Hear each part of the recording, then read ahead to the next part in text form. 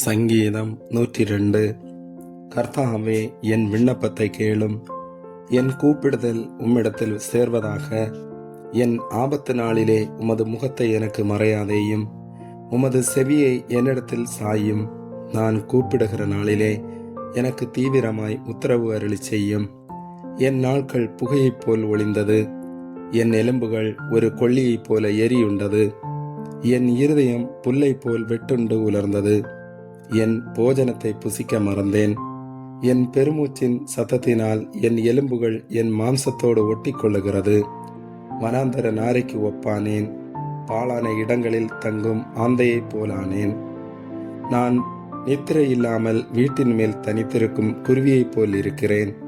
நாடோறும் என் சத்துருக்கள் என்னை நிந்திக்கிறார்கள். என் மேல் மூர்க்கவரி கொண்டவர்கள் எனக்கு விரோதமாய் சாபமிடுகிறார்கள். நீர் என்னை உயர தூக்கி தாழ தள்ளினீர். உமது சினத்திற்கும் கடும் கோபத்திற்கும் உள்ளானேன். ஆதலால் நான் சாம்பலை அப்பமாக புசித்து என் பானங்களை கண்ணீரோடு கலக்கிறேன்.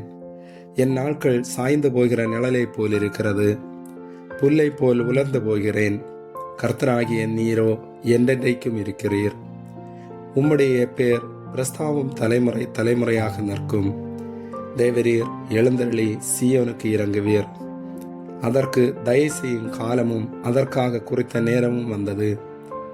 உம்முடைய ஊழியக்காரர் அதன் கல்லுகள் மேல் வாஞ்சை வைத்து அதன் மண்ணுக்கு பரிதவிக்கிறார்கள். கர்த்தர் சீயோனை கட்டி தமது மகிமையில் வெளிப்படுவார். திக்கற்றவர்களுடைய ஜெபத்தை அலட்சியம் பண்ணாமல் அவர்கள் விண்ணப்பத்தை அங்கீகரிப்பார். அப்பொழுது ஜாதிகள் கர்த்தருடைய நாமத்துக்கும் பூமியிலுள்ள ராஜாக்கள் எல்லோரும் உம்முடைய மகிமைக்கும் பயப்படுவார்கள். பின் சந்ததிக்காக இது எழுதப்படும். சிருஷ்டிக்கப்படும் ஜனம் கர்த்தரை துதிக்கும். கர்த்தர் கட்டுண்டவர்களின் பெருமூச்சை கேட்கவும் கொலைக்கு நியமிக்கப்பட்டவர்களை விடுதலையாக்கவும் தம்முடைய உயர்ந்த பரிசுத்த ஸ்தலத்திலிருந்து பார்த்து வானங்களிலிருந்து பூமியின் மேல் கண்ணோக்கமானார். கர்த்தருக்கு ஆராதனை செய்ய ஜனங்களும் ராஜ்யங்களும் ஏகமாய் கூடிக்கொள்ளுகையில் சியோனில் கர்த்தருடைய நாமத்தையும் எருசலேமில் அவருடைய துதியையும் பிரஸ்தாபப்படுத்துவார்கள். வழியிலே என் பெலனை அவர் ஒடுக்கி என் நாட்களை குறுக பண்ணினார்.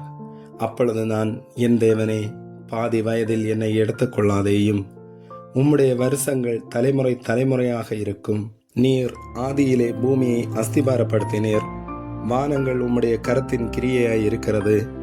அவைகள் அழிந்து போம், நீரோ நிலைத்திருப்பீர். அவைகளெல்லாம் வஸ்திரம் போல் பழமையாய்ப்போம்.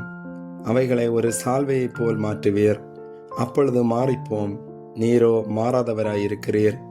உமது ஆண்டுகள் முடிந்து போவதில்லை. உமது அடியாரின் பிள்ளைகள் தபாரித்திருப்பார்கள். அவர்கள் சந்ததி உமக்கு முன்பாக நிலை பெற்றிருக்கும் என்று சொன்னேன். ஆமேன்.